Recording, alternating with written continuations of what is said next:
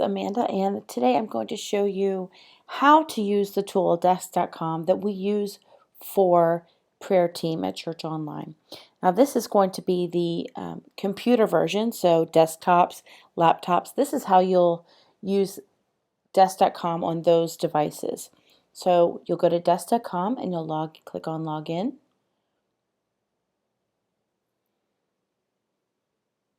And you should see this screen. You'll put in your information.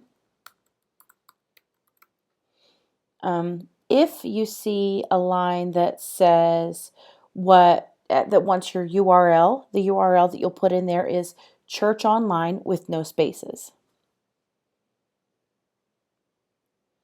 When you log in, you can either use the Classic agent or the Next Gen agent. I'm going to show you the Next Gen agent today. They both do the same thing, they just look a little different. And when you log in, you're automatically going to see a list of requests on this side, and they are in order by how old they are. So this one at the top is the oldest one in the queue. And on the left, you'll see case filters. So you might see different ones based on the groups that you're in. If you do maybe a different language, you might be in that group. But you'll see unassigned prayer requests. These are all the requests, whether they've been open or not, that are available for you to take. The next one will be requests I haven't resolved. That is anytime a request gets assigned to you or someone replies to you from a response that you've sent. Those will show up in there. Team's unresolved requests are all the requests that our team has not resolved. It could be replies to an individual person. It could be anything that is unassigned. All of those show up there. Time-sensitive prayer requests are those that are indicating some sort of time sensitivity. They might mention the word today or tomorrow or next week or this week. They might be in a situation that we've flagged as urgent, and so we want to pay attention to that cue. There are also groups that do military-related requests and foreign languages, like Brazilian Portuguese, French, German, and Spanish. So all of those are the different case filters. But today, let's talk about how to respond to a prayer request. So you can hover over the subject to get an idea of what they're talking about. Let's say you read this and you're saying, okay, I'm going to take it. So you click on it. And this is the space in which you will respond to the request. You type your reply here. Remember that every reply includes a warm, caring greeting, a typed out prayer. So you're not telling them you are praying for them. You're actually typing out the prayer that you're praying. And then some next step suggestions like Bible verses, reading plans, a message from Pastor Craig that he's done in the past, or it could be an invitation just to respond and let us know how they're doing. But you always want to include an invitation to Church Online as well, because we know if they attend Church Online, they're going to hear Pastor Craig's message, have an opportunity to pray with more people, even have an opportunity to commit their life to Christ if they've not done that. So you'll type your response here. Okay, and after you typed everything, you will hit send and resolve. Okay, not just send and resolve. This tells the system, okay, I've finished with that one for now. And if they reply back, the system will automatically reopen it and it will send you a message letting you know that they have responded. Let's say you want to use one of our topic tip sheets to get some ideas on how to pray for a situation. So he's talking about physical healing. So let's click this little book. This book opens up our knowledge base. And we've got several common topic tips for different situations. So let's look on the health issues. Okay. And on here we can read how to think about what they're going through, different bullet points of things to cover in prayer, some verses that you could copy into the response, some Bible plans, some messages that Pastor Craig has given, even YouTube links to songs that would be encouraging. So you could, let's say I want to copy these.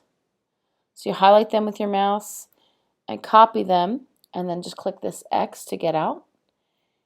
And at the end of your message, after you've typed the whole thing, here are some messages to watch.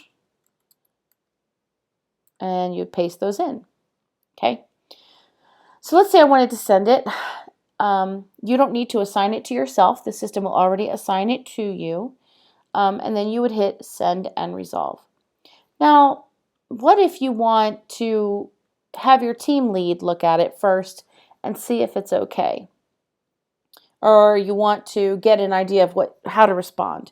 You could assign this to your team lead and ask them to give you some feedback or give you some ideas. Okay, how do you do that? Well, the first thing you would do is find your team lead's name. Let's say that my team lead is, let's say it's Donna Witzberger. Okay, I would assign it to her with a note. See, instead of reply, I clicked note here. I would say, Donna, could you give me some guidance on how to handle this one? And then you would just click update. If you resolve it, remember the system considers it closed. So if you're assigning it to someone else, if you're including a note, anything like that, you click on update.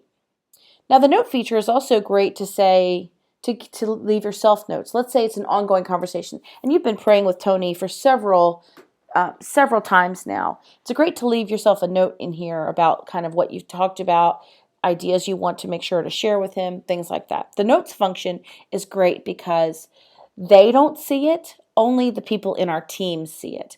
So it's a great place to share notes with one another about how to handle a request.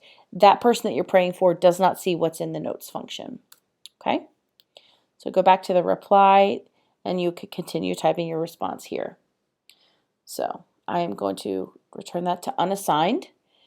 Now, some of you have had questions. Oh, and if you're done with the case, if you want to close it and you're not responding to it, you just opened it by mistake maybe, you can close it by going up here and clicking this little X right there. Okay, and that will take you back to the queue. So you can take any status in the unassigned prayer request. It might say open or it might say new, and there is no difference between the two. The only time you can't take one is if it's grayed out and locked because someone else is actually active in that case at that very moment. We always try to take the oldest requests first because we don't want anyone waiting too long. So that's why we try to start, if at all possible, at the top. Now, if a case has gone more than 48 hours without a response, it will be flagged with a yellow tag to indicate those are getting older and really need our attention. So that's kind of the basis of how to use the system. When you're done, you can just go over here and click sign out, and you're done. I hope this has been really helpful. I'm really thankful to have you on the team, and I know that God is going to be working through you to impact so many people's lives. Thanks for serving on the prayer team.